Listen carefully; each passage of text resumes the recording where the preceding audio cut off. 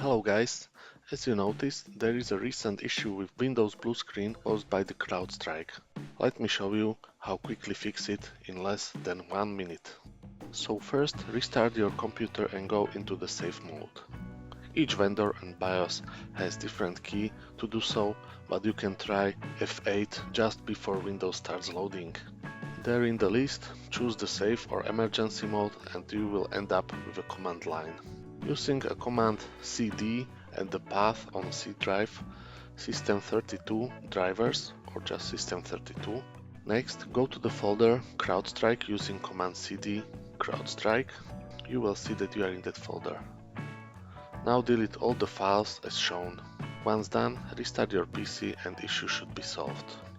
Please note, there might be also some other reason for the blue screen, but this one is the most recent, caused by the CrowdStrike. Thank you for watching.